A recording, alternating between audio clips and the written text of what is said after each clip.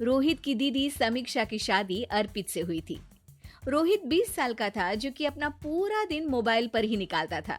कभी पबजी खेलता तो कभी यूट्यूब चलाता।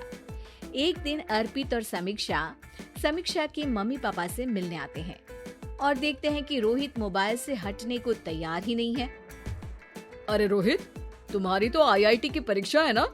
तुम तैयारी नहीं कर रहे हो परीक्षा की? वो सब तो मोबाइल पर ही हो जाएगा। ये देखिए, ये है गूगल। इससे जो भी पूछो वो सब बता देता है। तो आखिर कागज क्यों बर्बाद करूं? अरे पर तुम इन प्रश्नों की तैयारी बिना लिखोगे कैसे? उसमें क्या है, ये देखिए नोटपैड, बिल्कुल कॉपी जैसा है, इसी पर कर लूंगा। हम जब तुम्हारी उम्र के थे तब हम दोस्त मिलकर प्रश्न हल किया करते थे। उससे हमारी हैंडराइटिंग की भी प्रैक्टिस हो जाती थी और समय का भी अंदाजा लग जाता था। और फिर साथ में हम एक दूसरे की मदद भी कर देते थे अगर कोई अटक जाए तो। आपका जमाना अलग था जीजा जी, अभी जमाना फास्ट और स्मार्ट हो गया है। जमाना क्या, अब तो फोन भी स्मार्ट हो गया है। समय के साथ बदलना पड़ता है जीजा जी। अब बस भी कीजिए, आप हर चीज को लेक्चर में बदल देते हैं। रोहित अच्छा कर लेता है परीक्षा में। इतने में अर्पित के सास ससुर जी आ जाते हैं हॉल में और अर्पित इस बारे में बात नहीं करता। हालांकि अर्पित को लगता तो है कि पूरी तरह मोबाइल पर लगे रहना सही नहीं है, पर वो इस बात को और नहीं छेड़ता। ऐसे ही 2 दिन निकल जाते हैं। समीक्षा, मुझे काम से फोन आया था, मुझे वापस काम पर लौटना पड़ेगा। पर हमें आए हुए तो 2 ही दिन हुए हैं। अभी चले गए तो माँ और पापा को अच्छा नहीं लगेगा ना। अच्छा ठीक है, तुम रुक जाओ, मैं काम खत्म करके फिर लौट आऊंगा। एक काम कीजिए ना, परसों रोहित भी परीक्षा के लिए निकलेगा, आप उसी के साथ निकल जाना। दोनों वैसे भी बात नहीं करते, साथ में जाएंगे तो हो सकता है आप लोग आपस में बातचीत भी करने लग जाओ। ठीक है, मैं काम को 2 दिन टाल सकता हूँ। उसी रात जब सब खाना खाने बैठे थे तो अर्पित अपने जाने की खबर बाकी लोगों को बताता है। मुझे काम के लिए वापस जाना होगा। अरे बेटा, पर अभी तो तुम आए हो, इतनी जल्दी चले जाओगे? नहीं माँ जी, समीक्षा यहीं रहेगी और मैं जल्दी काम खत्म करके वापस आ जाऊंगा। ठीक है, काम भी जरूरी है। वैसे कब निकलोगे बेटा? 2 दिन में।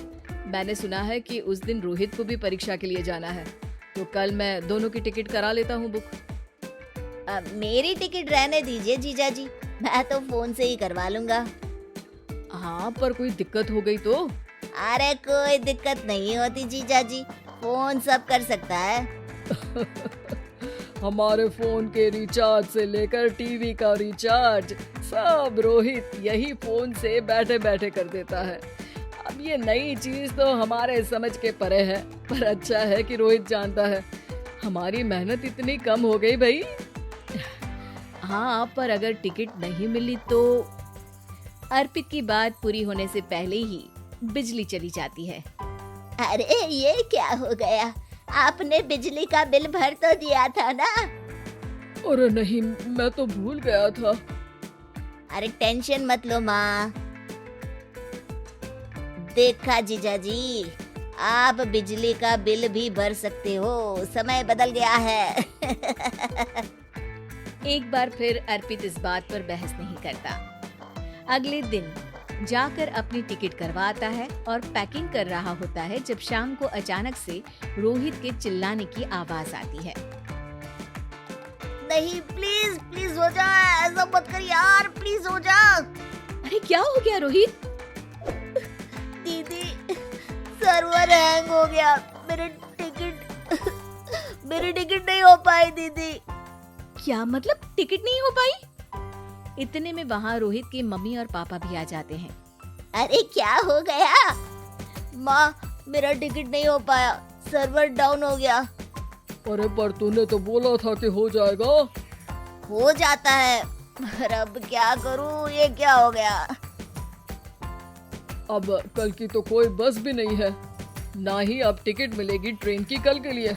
मुझे तो कोई रास्ता नहीं दिख रहा। अब फिर लगता है मेरा ये साल बर्बाद हो जाएगा। घर पर एकदम से दुख का माहौल छा जाता है और सब रोहित को डांटते हैं, पर इतने में अर्पित वहां आ जाता है। आप सब रोहित को क्यों डांट रहे हैं? आपने ही तो उसे बढ़ावा दिया था ना। लेकिन इसकी लापरवाही के कारण इसकी परीक्षा छूट जाएगी। इसने तो हमसे कहा था कि टिकट हो जाएंगे। हे भगवान, अब क्या होगा? चिंता करने की कोई बात नहीं है। मैंने एक एक्स्ट्रा टिकट करवा ली थी। मैं समझता हूँ कि मोबाइल हमारा ही काम आसान करने के लिए है, पर उस पर ही पूरी तरह से निर्भर होना तो गलत बात है ना।